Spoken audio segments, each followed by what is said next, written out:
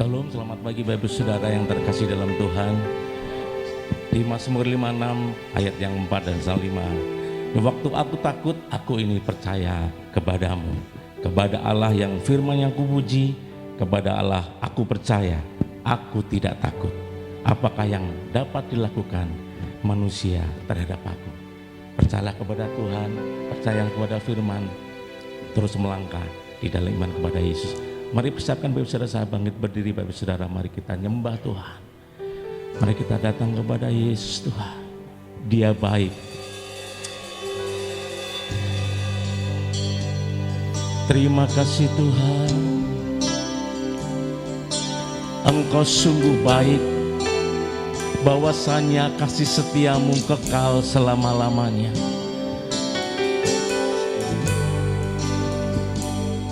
Bagian kami hanya percaya kepadamu, kami tinggikan Engkau Yesus. Terima kasih Tuhan.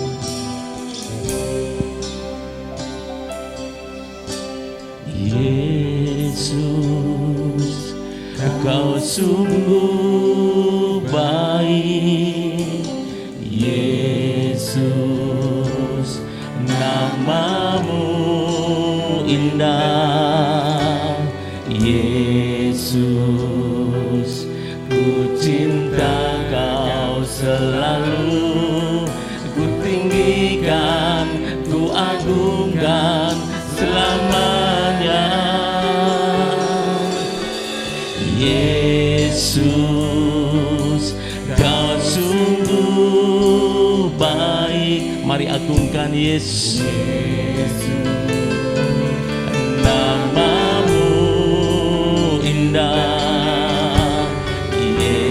Yesus, ku cinta Kau selalu, ku tinggikan, ku agungkan selamanya.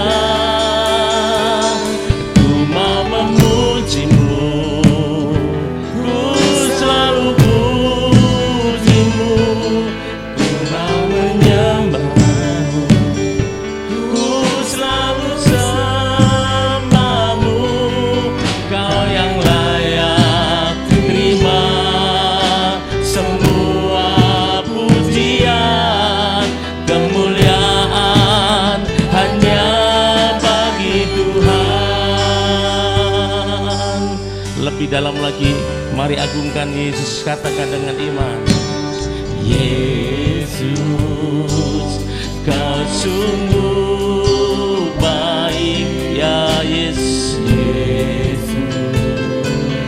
Namamu indah. Yesus, ku cinta Kau selalu, ku tinggikan, ku agungkan selamanya. Ku mau memujimu, ku selalu pujimu, ku mau menyembahmu, ku selalu sembahmu. Kau yang layak Tuhan, semua pujian, kemuliaan hanya bagi Tuhan. Ku mau memujimu, memujimu, ku selalu pujimu, ku mau menyembahmu, sebab Kau yang layak,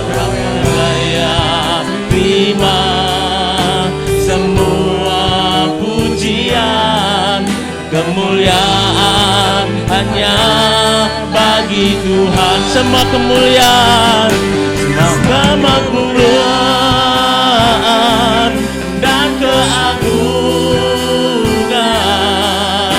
tertuju padamu, Tuhan dan Rajaku. Segenap jiwa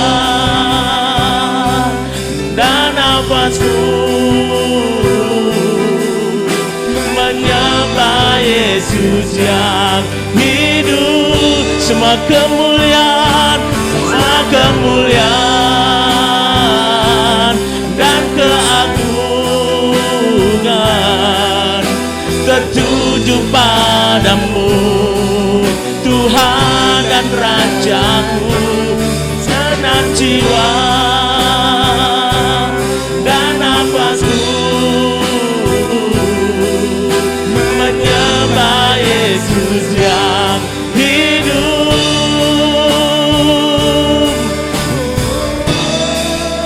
haleluya.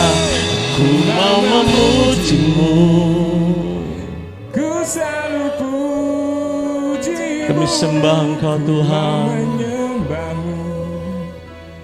Ku selalu sembahmu, Engkau yang layak terima semua pujian, kemuliaan hanya bagi Tuhan. Ku mau memujimu,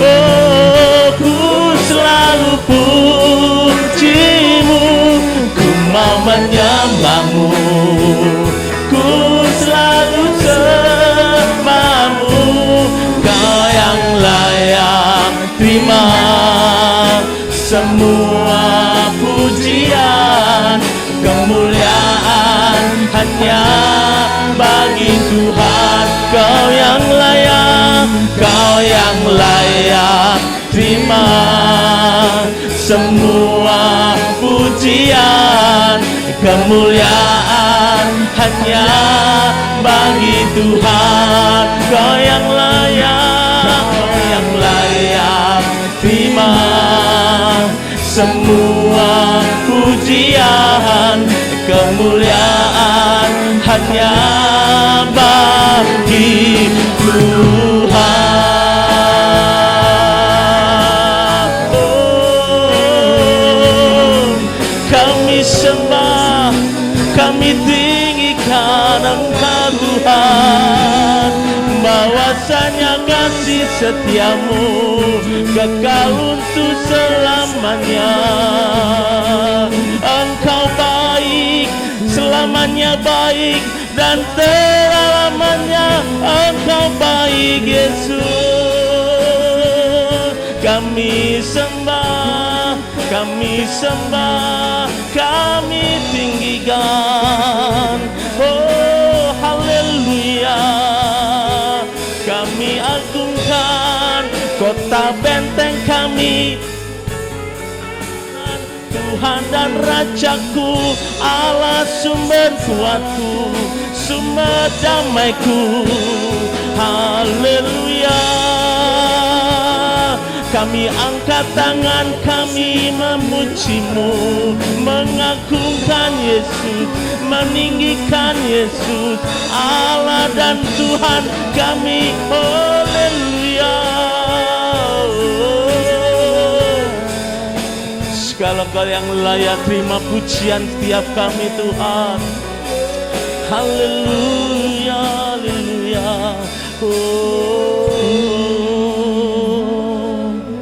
Hanya Yesus, hanya Yesus, hanya Yesus yang layak kami tinggikan, yang layak kami sembah pagi ini dan terus selama hidup kami. Siaplah hati kami memuji dan menyembah-Mu Tuhan. Pakai setiap kami untuk kami boleh mempersembahkan pujian kami yang terbaik dalam hidup kami, hati kami, dalam pujian kami, dalam pujian jiwa roh kami.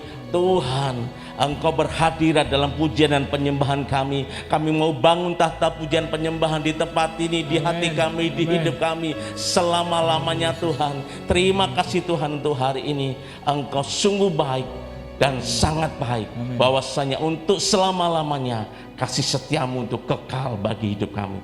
Terima kasih Tuhan yang siap untuk memuji Tuhan dan melayani Tuhan. Mari katakan sama-sama.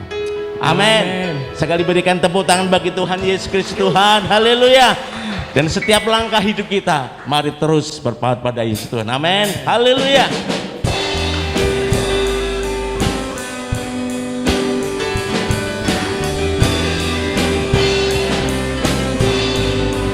Mari katakan.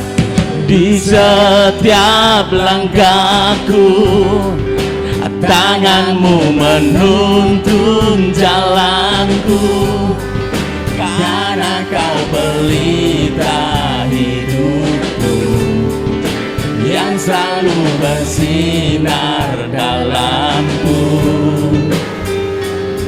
Kasih-Mu sempurna, selalu baru, tiada habisnya. Apapun cerita hidupku, janjimu Tuhan, tak kau tinggalkanku. Ku percaya Kau Tuhan atasku, ku serahkan semua masa depanku. Ku tak akan takut, hidupku aman di dalam-Mu. Kami percaya kepada-Mu Tuhan di setiap langkah hidup kami. Haleluya. Kasih-Mu sempurna, kasih-Mu sempurna, selalu baru tiada habisnya. Apapun cerita hidupku, hanya janji-Mu, janji-Mu tak kau tinggalkanku. Ku percaya Kau Tuhan atasku, ku serahkan semua masa depanku. Ku tak akan takut, hidupku aman di dalam-Mu. Ku berjalan, ku berjalan dalam kebenaran-Mu, sumber damai di dalam jiwaku. Kau Yesus yang hidup, tiada yang mustahil bagi-Mu. Forever I will sing in your presence, forever I will trust in your name. Your will be done. Hallelujah. Your will be done. Oh, hallelujah. Forever I will sing in your presence, forever I will trust in your name.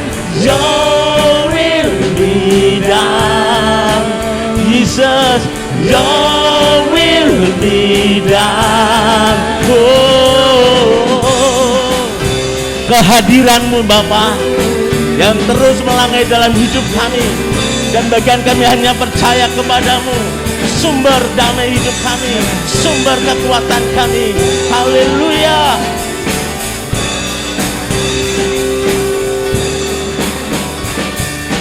Percaya Kau Tuhan atasku, berdamai di dalam jiwaku. Ku tak akan takut, hidupku aman di dalam-Mu. Ku berjalan dalam kebenaran-Mu, sumber damai di dalam jiwaku. Dan Yesus yang hidup, tiada yang mustahil bagi-Mu. Oh, forever I will sing in your presence, forever I will trust in your name. Your will be done. Selamanya Tuhan, your will be done. Forever I will sing in your presence, forever I will trust in your name. Your will be done. Jesus, your will be done. Oh, terima kasih Tuhan. Sekali lagi berikan tepuk tangan bagi Yesus Tuhan. Mari silakan duduk Bapak Saudara. Hari ini kita akan duduk semeja makan bersama Tuhan Yesus. Amin. Di dalam perjamuan kudus, persiapkan hidup Bapak Saudara. Haleluya Yesus. Engkau sungguh besar Tuhan. Kasih-Mu besar bagi hidup kami.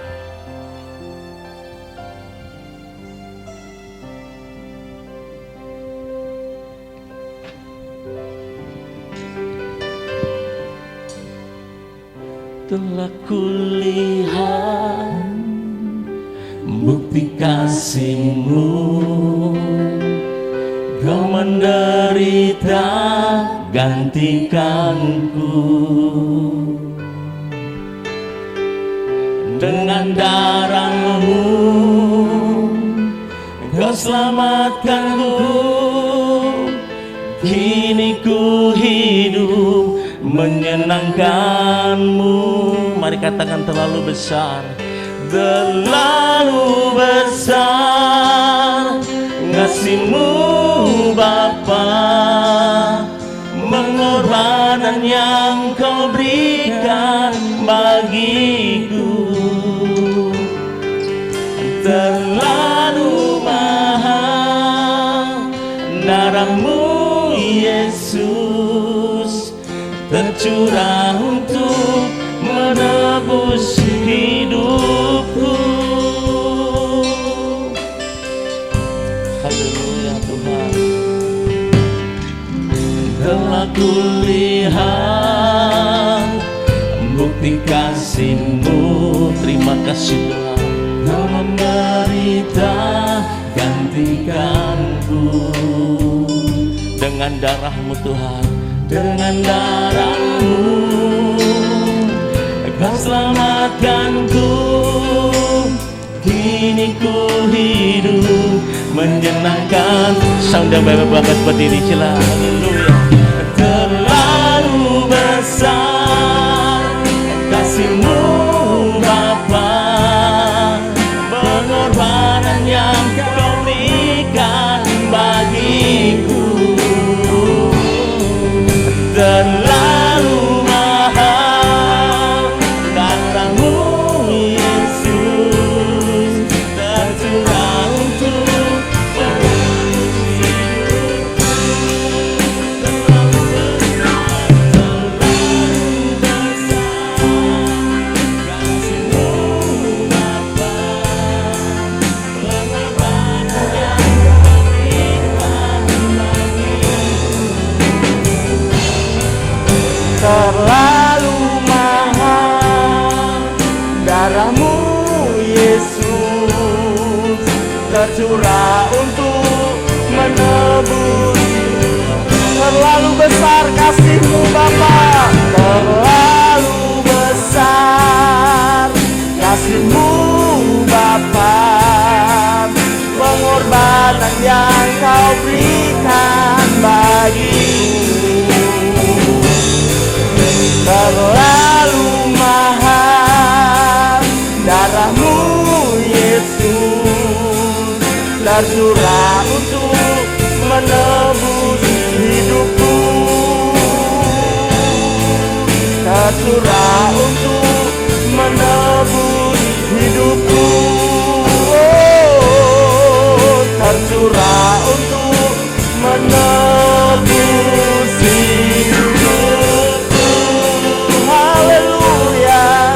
Mari naikkan syukur kita kepada Tuhan. Haleluya. Oleh karena pengorbanan-Mu, kami layak masuk dalam tata kasih karunia-Mu. Kau perkenankan kami menghampiri kemurahan-Mu Tuhan. Haleluya.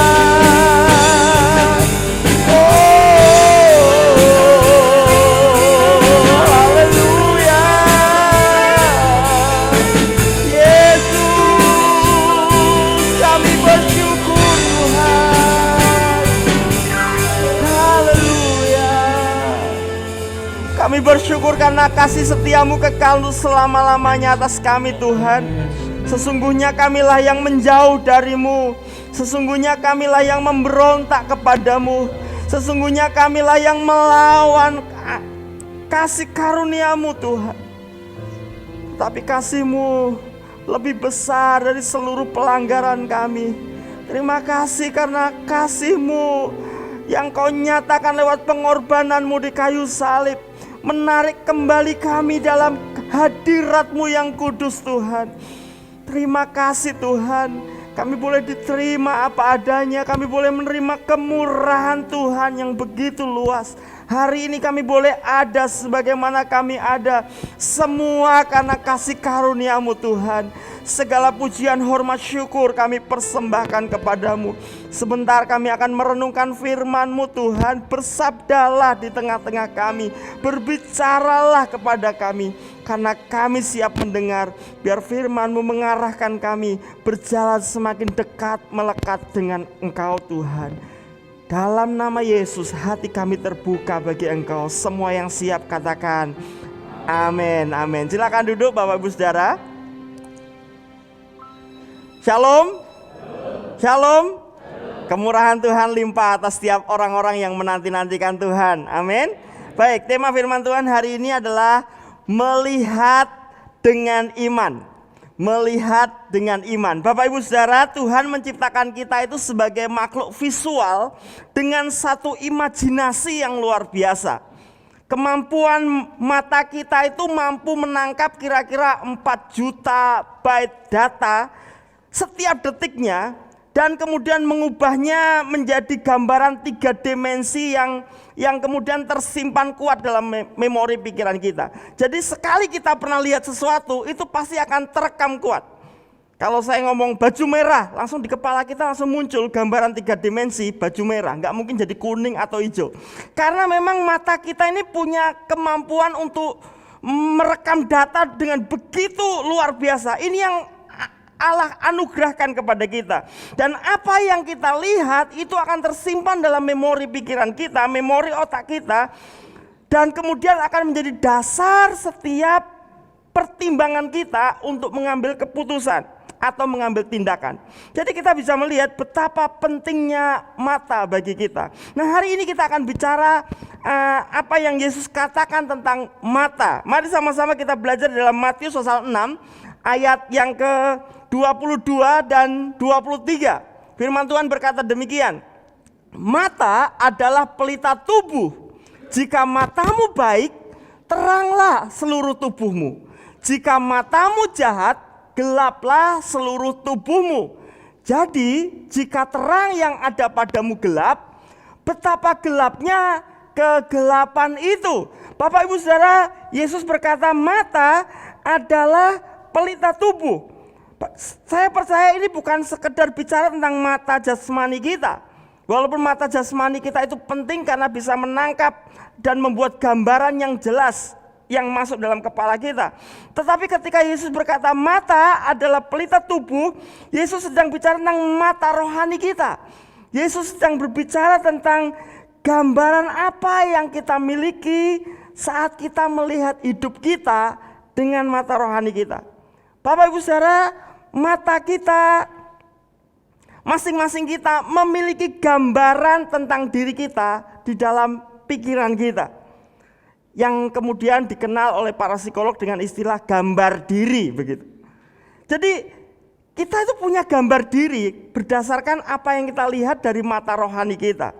Setiap kita punya gambaran tentang diri sendiri. Oh, saya pinter, saya bodoh, saya cakep, saya jelek, saya baik, saya pemurung, dan seterusnya dan seterusnya. Nah, kita perlu mewaspadai ini kenapa? Karena gambaran yang kita buat tentang diri kita itu seperti apa ya? Seperti AC di ruangan ini yang menentukan suhu ruangan. Di luar boleh panas, tetapi kalau kita setting AC kita suhunya tertentu, misalnya 20 derajat, 22 derajat, ya segitu. Di luar boleh panas, tetapi AC ini yang menentukan suhu ruangan di sini. Nah, pikiran yang ada di dalam kita tentang diri kita itu membentuk ukuran. Saya kasih contoh begini. Bapak Ibu Saudara, ini menentukan kualitas hidup kita. Kalau saya sudah punya pikiran tentang diri saya punya gambar saya itu pemurung. Saya coba ceria, bisa, tapi nggak konsisten.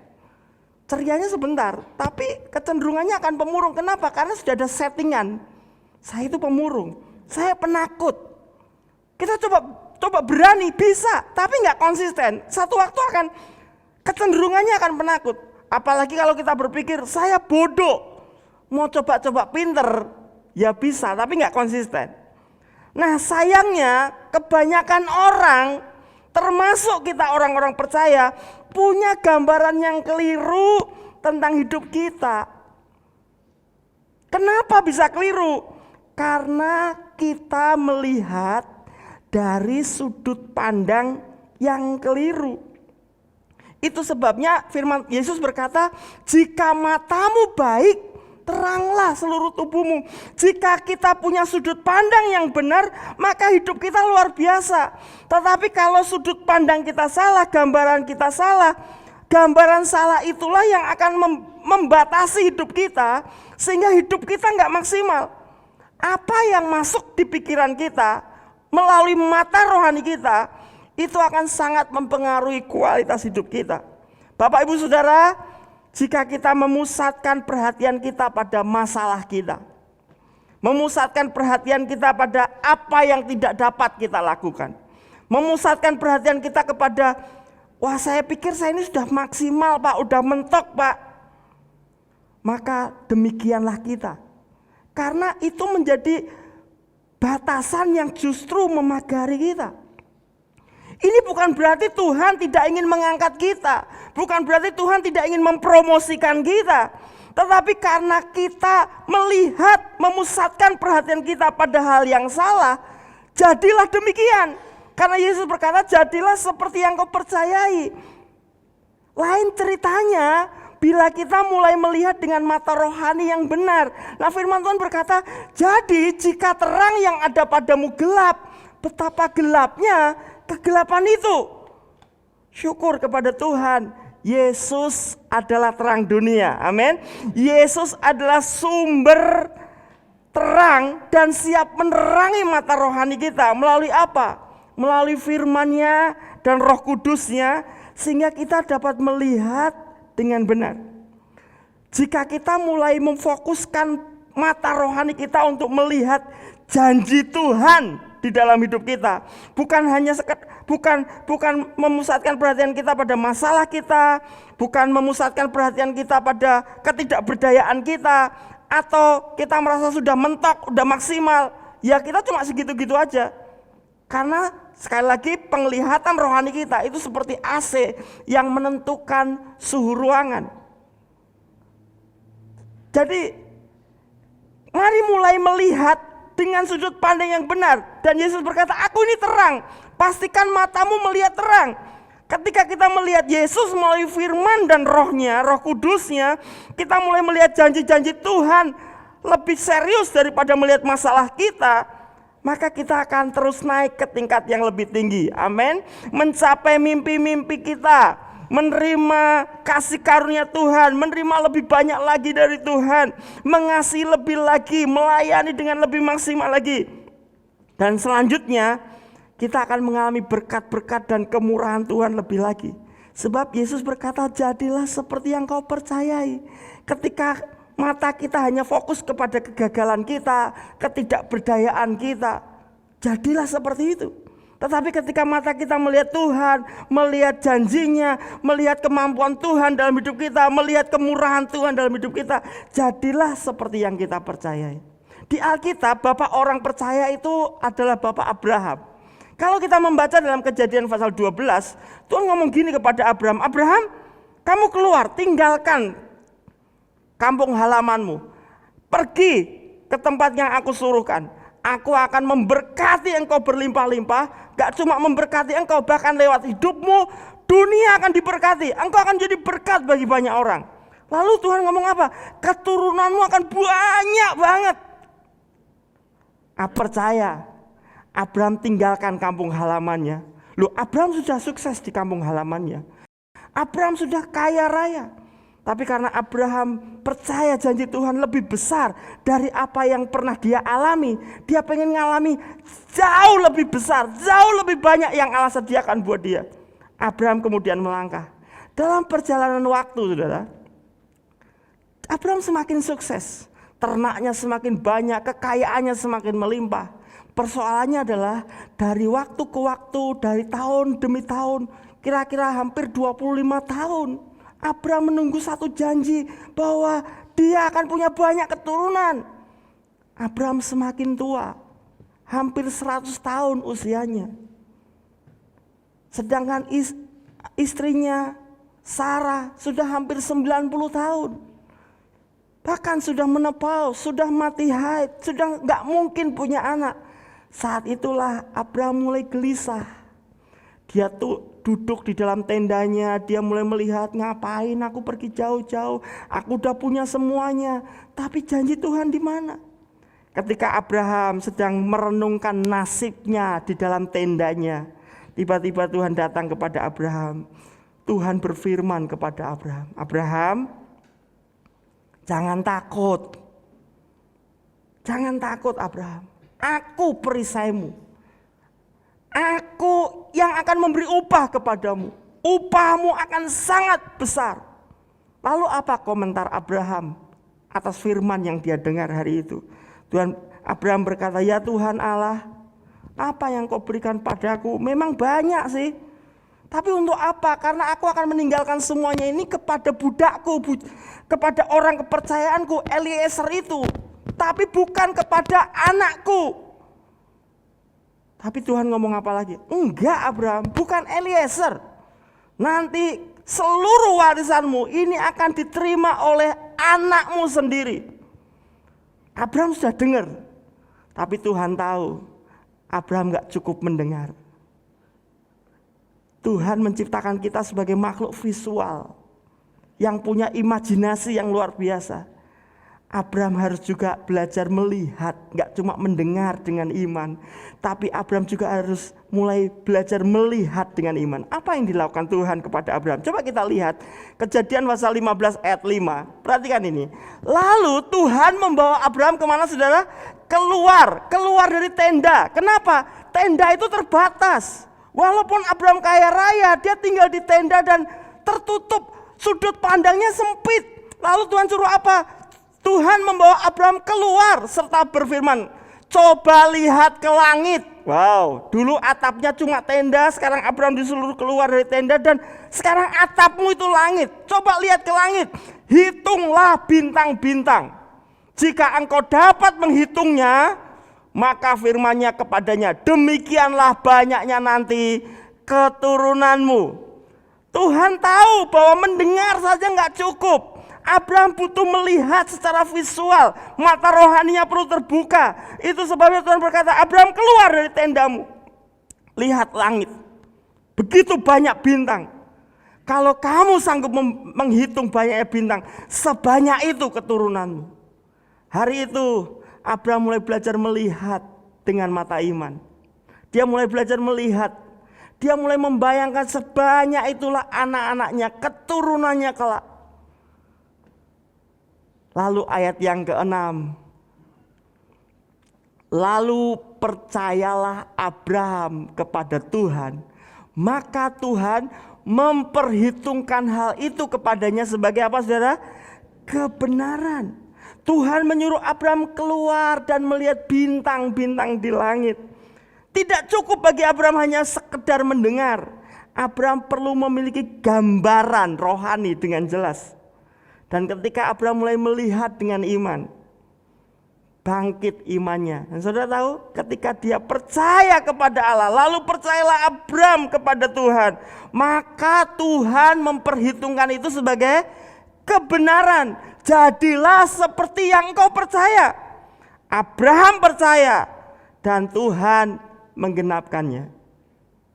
Mudah Bapak Ibu Saudara? Enggak. Prosesnya panjang dan tidak mudah bagi Abraham.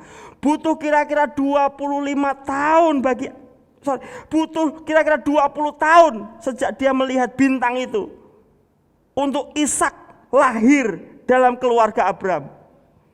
Butuh waktu 20 tahun untuk janji Tuhan digenapkan atas hidupnya. Tapi bagaimana Abraham tetap menjaga kualitas imannya sehingga penggenapan janji itu Tuhan itu tergenapkan atas hidupnya. Abraham menjaga imannya dengan apa saudara? Melihat bintang.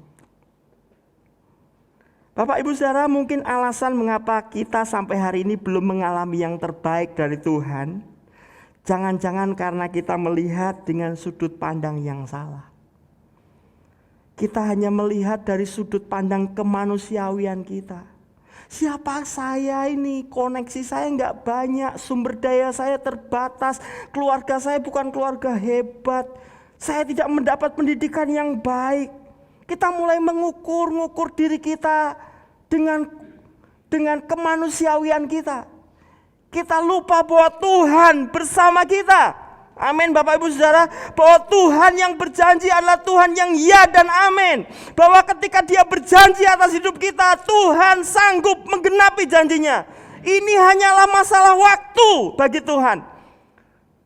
Dan buat Tuhan mudah untuk menggenapkan janjinya. Seringkali yang Tuhan tunggu adalah apakah iman kita sudah cukup, apakah kita sudah sanggup siap menerima seluruh penggenapan janji Tuhan. Dan saat-saat pembentukan karakter, saat masa-masa penantian itu, yang Tuhan tunggu adalah apakah kita tetap percaya. Firman Tuhan berkata, lalu percayalah Abraham dan Tuhan memperhitungkan itu sebagai kebenaran. Di dalam kitab Ibrani di sana katakan itu tidak hanya berlaku bagi Abraham, tetapi juga berlaku bagi setiap orang yang percaya.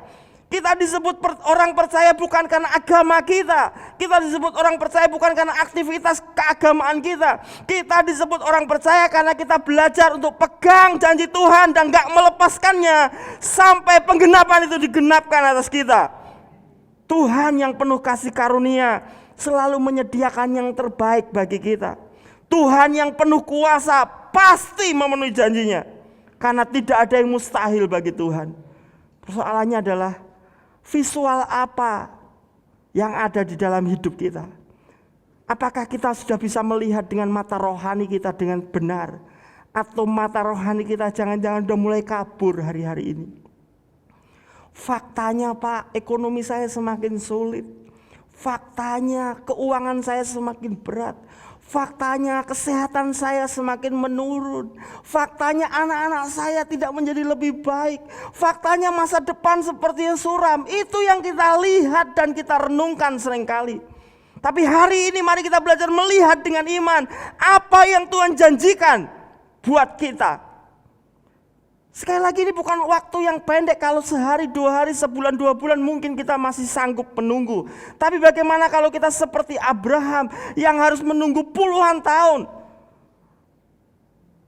Atau jangan-jangan seperti Israel yang menunggu 400 tahun untuk dibebaskan dari perbudakan Mesir. Butuh waktu yang panjang. Bapak Ibu Saudara, dibutuhkan visualisasi yang jelas dalam mata rohani kita. Apa yang kita imajinasikan setiap hari? Apa yang kita bayangkan setiap hari? Kegagalan kita atau kemenangan di dalam Tuhan? Kesuraman hidup kita yang kita renungkan siang dan malam? Atau kita mulai melihat bahwa Yesus itu sumber terang, dan di dalam Yesus aku pasti akan melihat kehidupan? Israel pernah punya pengalaman yang sama. Tuhan punya rancangan yang besar atas Israel. Sekalipun Israel dalam perbudakan, mereka teriak-teriak sama Tuhan. Tuhan berkata, kalau tiba waktunya aku akan tolong engkau. Dan betul, Tuhan mengutus Musa untuk membebaskan umatnya dari perbudakan Mesir. Dan Tuhan tidak hanya membebaskan umat Israel dari perbudakan, tapi Tuhan sedang menyiapkan sebuah rancangan yang jauh lebih indah, tanah Kanaan. Tuhan tidak hanya membebaskan Israel dari perbudakan, tetapi mereka akan punya tanah pusaka sendiri, tanah perjanjian mereka sendiri. Tapi dari Mesir dibebaskan sampai masuk tanah Kanaan, itu butuh proses. Dan prosesnya adalah padang gurun, tidak mudah bagi mereka. Mereka berjalan dituntun oleh Musa melalui tiang awan dan tiang api.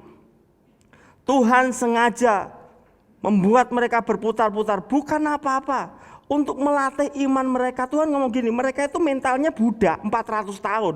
Kalau tiba-tiba masuk tanah perjanjian, ketemu orang-orang Kanaan yang gede-gede seperti Goliat, mereka bisa kabur. Mereka bisa balik kanan, terus balik, penting aku diperbudak. Itu sebabnya Tuhan buat mereka muter padang gurun, melatih karakter mereka, melatih iman mereka. Mereka mulai diajari berperang, mereka diajari percaya sama Tuhan, dan itu gak gampang. Tapi rupa-rupanya karena orang Israel tidak melihat dari sudut pandang yang benar, Tuhan sedang membawa mereka ke arah yang lebih baik. Tapi karena mereka melihat dari sudut pandang yang salah, yang dilihat cuma masalah, kesusahan, masalah, kesusahan, masalah, kesusahan. Akhirnya jadilah seperti yang mereka percayai. Coba kita lihat apa komentar Israel ketika mereka ada di padang gurun.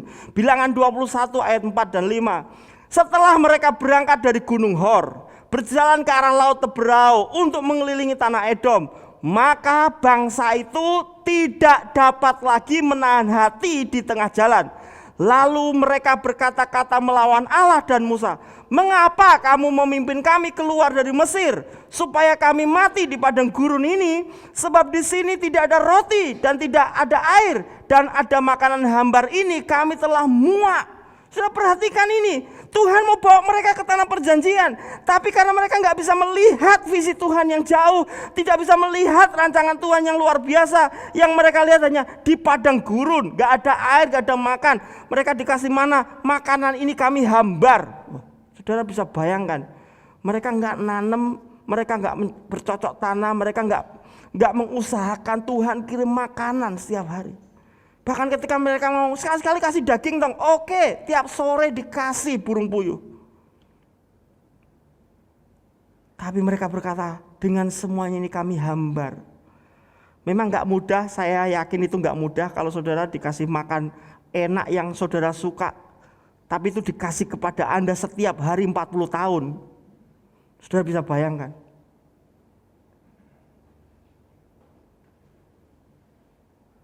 Tidak mudah, tetapi yang Tuhan mau adalah arah fokusmu mesti benar. Apa komentar Israel? Mereka bukannya bersyukur kepada Tuhan, malah marah-marah. Itu kayak begini saja, rumah kita rusak, rumah kita ambrol, dan sudah tidak layak untuk kita tempati. Terus kemudian ada orang baik datang kepada kita, yuk bedah rumah, rumahmu mau tak bedah, tak bongkar. Nah, saudara tahu di mana-mana yang namanya renovasi itu selalu nggak enak. Begitu rumah kita direnovasi, kita bukannya bersyukur karena sebentar lagi kita akan punya rumah yang bagus. Tapi yang muncul adalah kita malah ngomel kepada orang yang renov rumah kita. Malah dibongkar-bongkar gentengku, malah wah sekarang nyari barang susah, bla bla bla bla bla bla. Aneh saudara. Itu kayak jalan di depan rumah kita udah rusak dan sedang diperbaiki total, akan dibuat perbaikan jalan, dan itu nggak cuma sekedar ditambal sulam, mau dibongkar, mau dikasih betul yang bagus. Nah, proses pembangunan itu selalu ada tulisannya apa saudara? Maaf, perjalanan Anda terganggu, sedang ada. Kenapa ada tulisan itu? Supaya kita secara visual tahu bahwa ini bukan permanen. Kita dikasih tahu, ini mah nggak permanen, ini cuma sementara karena yang terbaik sebentar lagi akan datang.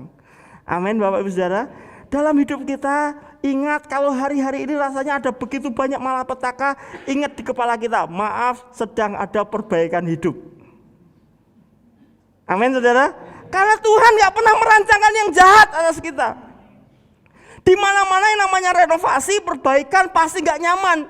Karena biasanya kita ngambil barang di situ, tiba-tiba dipindahkan ke tempat lain.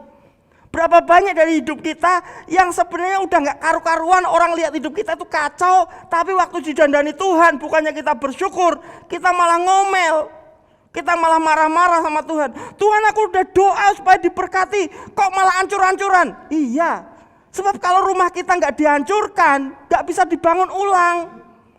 Nah, kadang-kadang proses penghancuran itu nggak gampang. Kita coba mempertahankan yang kita anggap itu harta kita dari hidup kita, padahal Tuhan ngomong itu mah barang kuno, lusuh, nggak baik, mau dibongkar, dibuangin. Tuhan panggil tukang rosok, kita marah-marah, barangku didol kabeh. Itu yang sering kali muncul.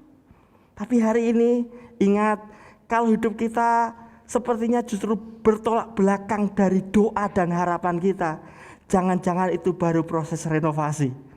Amin saudara. Tuhan, aku pengen diberkati, kok malah danaku diambil semua. Aku pengen sehat, kok malah sakit-sakitanku tambah parah. Aku pengen anak-anak luar biasa, kok malah urusan polisi sekarang. Jangan-jangan itu baru tahap renovasi. Percayalah, itu bukan situasi permanen kita. Amin. Itu baru proses sementara untuk hari depan yang jauh lebih baik. Amin. Tapi karena Israel bersungut-sungut kepada Tuhan, ayat selanjutnya, Bilangan 21 ayat 6, lalu Tuhan menyuruh ular-ular tedung ke antara bangsa itu yang memagut mereka, sehingga banyak dari orang Israel yang mati. Bapak Ibu Saudara, saat Tuhan sedang merenovasi mereka, mereka marah, ngomel. Akibatnya apa? Bukan berkat yang turun, justru kutuk dan kematian. Karena engkau ngomel, karena engkau gak percaya kepada janjiku, karena engkau gak tetap punya pengharapan akan setiap proses yang engkau buat, jadilah seperti yang engkau percaya, kata Tuhan. Kami mau dibunuh di padang gurun, datangkan ular tedung, pateni wae kabeh. Karena dia mempercayai kematian. Syukur kepada Tuhan, tidak selama-lamanya Tuhan mendisiplin kita, tidak selama-lamanya Tuhan murka kepada kita. Musa datang kepada Tuhan, Tuhan kalau gini semua habis umatmu.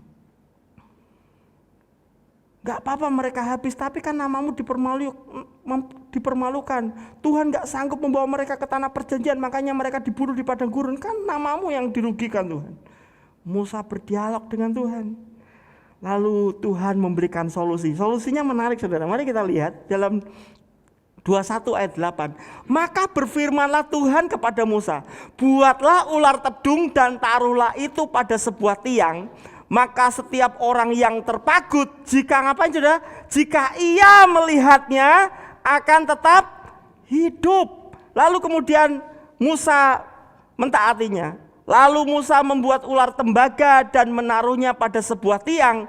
Maka jika seseorang dipagut ular dan ia memandang kepada ular tembaga itu, tetaplah ia hidup. Bahkan di ayat-ayat yang lain mengatakan orang mati yang matanya dihadapkan ke ular tembaga itu dibangkitkan dari kematian.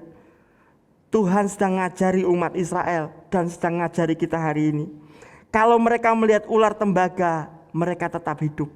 Bahkan yang mati dibangkitkan dan mengalami kehidupan. Kalau engkau hanya melihat ular tedung, engkau hanya melihat sumber masalah, engkau akan mati. Tapi kalau engkau melihat sumber solusi, engkau akan tetap hidup. Kualitas hidup kita ditentukan dari siapa dan apa yang kita lihat. Kalau kita melihat Tuhan dan janjinya, kita akan mengalami kehidupan. Tapi kalau kita melihat masalah yang mendominasi kepala kita, maka jadilah seperti apa yang kita lihat dan percayai. Mereka dipagut ular, mereka menghadapi maut dan kematian. Tetapi ketika mereka melihat ular tedung, melihat ular tembaga itu, mereka tetap hidup. Bapak Ibu Saudara, peristiwa itu kemudian ditarik dalam perjanjian baru untuk menggambarkan karya Yesus di kayu salib. Yohanes pasal yang ketiga ayat 14 dan 15. Dan sama seperti Musa meninggikan ular di padang gurun, demikian juga anak manusia harus ditinggikan, supaya setiap orang yang percaya kepadanya beroleh hidup yang kekal. Dosa telah membuat kita mati. Dosa telah membuat hidup kita hancur. Dosa telah membuat kita tidak punya masa depan yang cerah. Hanya ada kematian, kebinasaan yang ada di depan kita. Sehebat apapun kita sedang berjalan menuju maut dan kematian. Tapi syukur kepada Tuhan.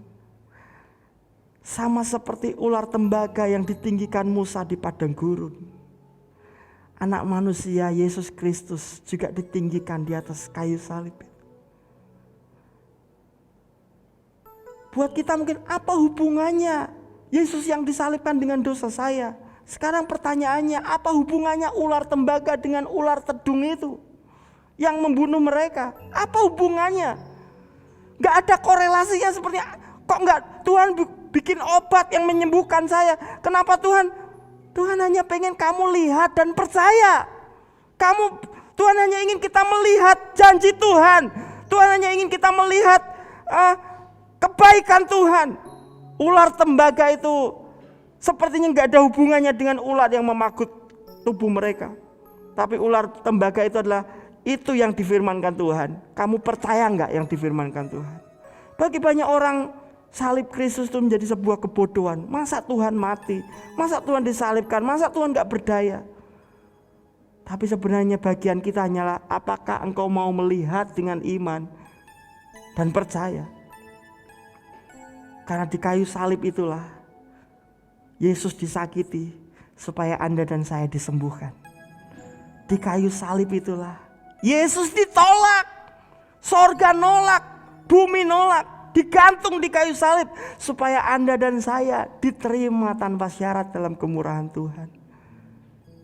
Yesus disakiti supaya kita disembuhkan. Yesus dihina supaya kita dimuliakan.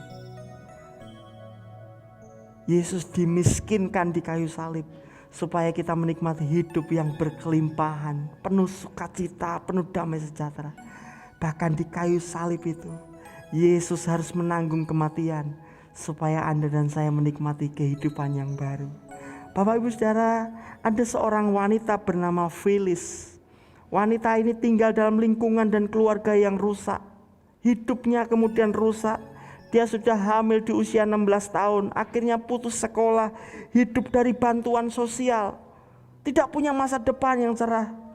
Hidup dalam kemiskinan, kekalahan, keputusasaan, ketergantungan dengan obat-obatan terlarang. Sampai satu waktu Filis kemudian menerima Yesus sebagai Tuhan dan Juru Selamat.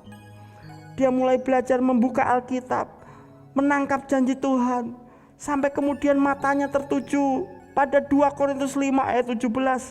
Dia mulai mendapatkan firman yang hidup itu ketika dia membaca Alkitab.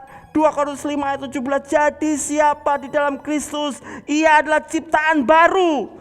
Yang lama sudah berlalu, sesungguhnya yang baru sudah datang. Sejak itu Filis kemudian mengambil tekad. Aku menolak untuk mewariskan gaya hidup yang jahat, yang jelek, yang suram kepada anak-anakku. Aku akan memenuhi itu panggilan Tuhan dalam hidupku. Aku akan menjadi orang yang menggenapkan rancangan Tuhan. Filis mulai percaya pada hal-hal yang besar.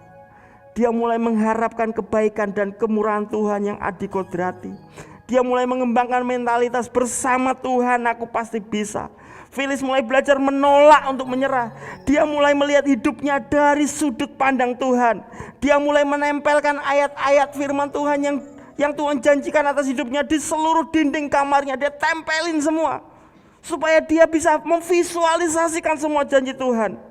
Bapak Ibu Saudara, kita harus sadar kita itu bergerak sesuai arah mata kita. Kalau mata saya ngadep ke depan, kecenderungan saya ke sana. Saya bisa jalan mundur, tapi mau berapa meter? Pada akhirnya saya akan berjalan menurut arah mata saya. Saya berjalan mundur tapi nggak maksimal, nggak konsisten. Karena secara natural kita akan bergerak sesuai dengan arah mata kita. Nah kalau arah mata kita lihatnya masalah, kesusahan, ya hidup kita ke sana gitu loh. Tapi kalau arah mata kita melihat janji Tuhan, pengharapan, kita akan bergerak ke sana. Filis melakukannya. Dia mulai mendapat pekerjaan di kantin sekolah. Hanya cuma bagi-bagi kupon ke anak-anak sekolah di kantin itu. Tapi dia terus berjuang. Dia mulai sekolah lagi. Dia bekerja, mulai sekolah lagi.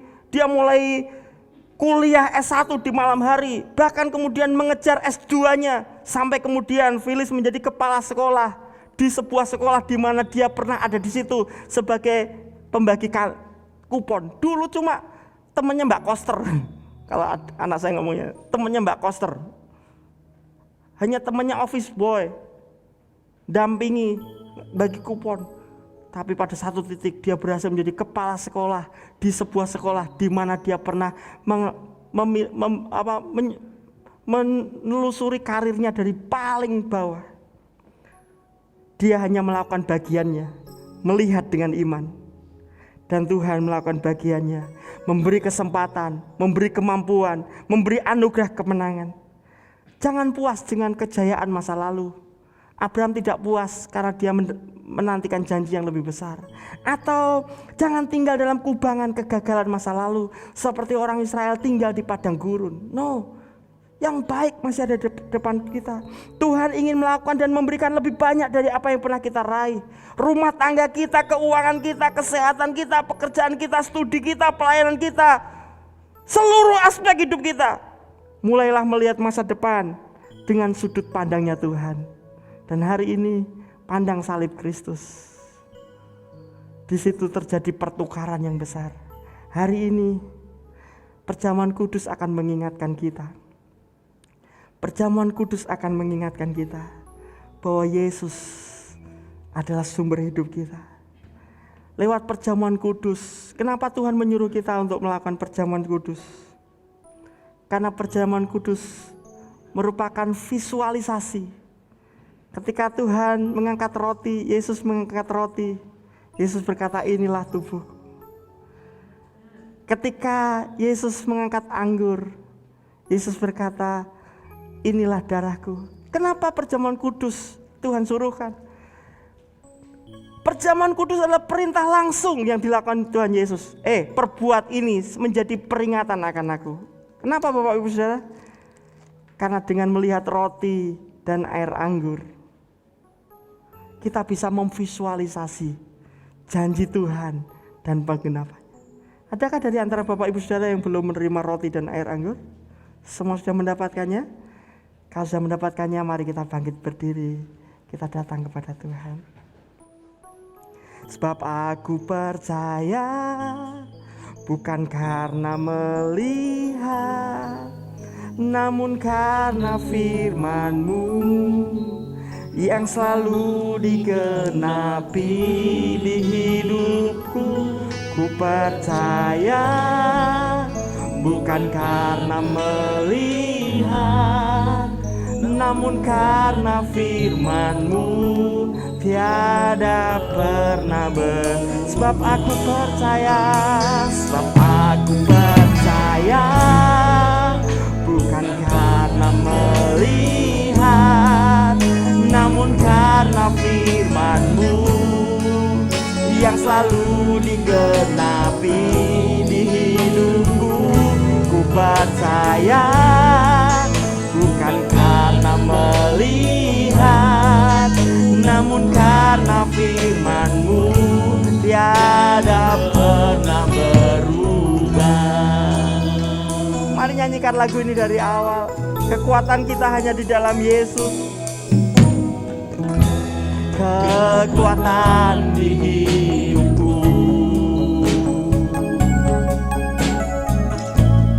ku dapat di dalam-Mu.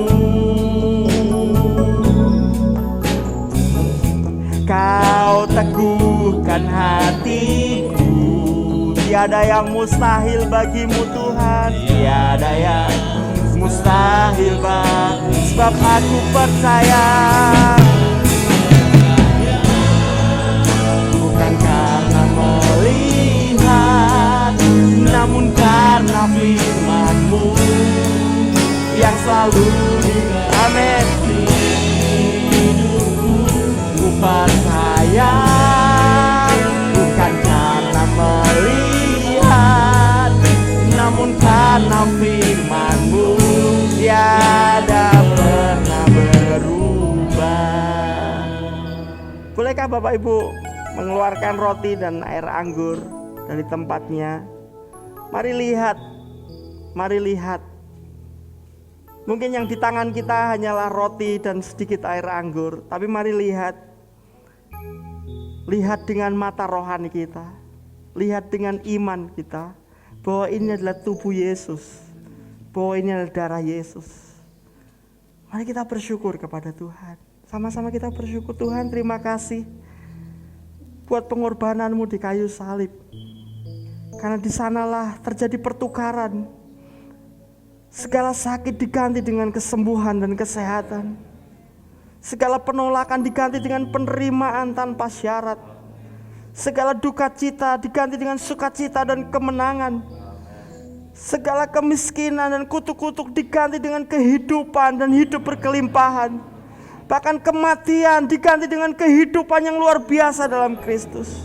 Kami bersyukur buat roti dan air anggur yang ada di tangan kami. Dan kami mau percaya ini adalah tubuh dan darah Yesus. Tuhan yang menguduskan, Tuhan yang melayakkan kami. Sebentar kami akan makan roti dan air anggur ini sebagai sebuah iman kami bahwa kami sedang bersekutu dengan tubuh dan darah Kristus. Kami mau mengikuti perjamuan kudus di dalam nama Tuhan Yesus Kristus. Mari angkat roti dengan tangan kanan. Firman Tuhan berkata, dan ketika mereka sedang makan, Yesus mengambil roti, mengucap berkat, memecah-mecahkannya, lalu memberikannya kepada murid-muridnya dan berkata, ambillah, makanlah, inilah tubuhku. Mari kita lihat, ini tubuh Yesus yang dipecah-pecahkan, yang disobek-sobek di kayu salib itu. Tubuhnya disakiti dan dilukai supaya kita dipersatukan kembali dengan Tuhan. Mari kita makan dengan iman dalam nama Tuhan Yesus.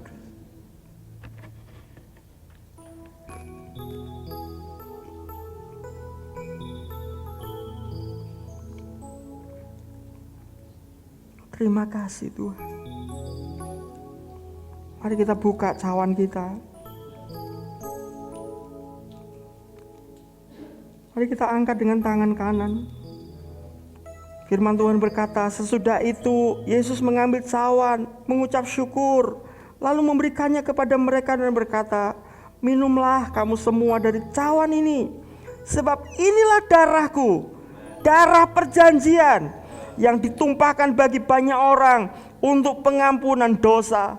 Darah Yesus adalah meterai bahwa janjinya ya dan amin. Ketika kita minum dan percaya, maka janji Tuhan digenapkan atas hidup kita. Kita yang percaya, mari minum dengan iman dalam nama Tuhan Yesus Kristus.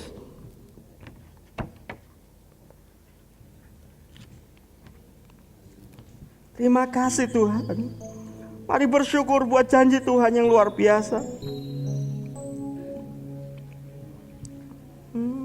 Terima kasih. Mari bersyukur buat kemurahan Tuhan. Mari bersyukur buat rancangan yang indah atas hidup kita.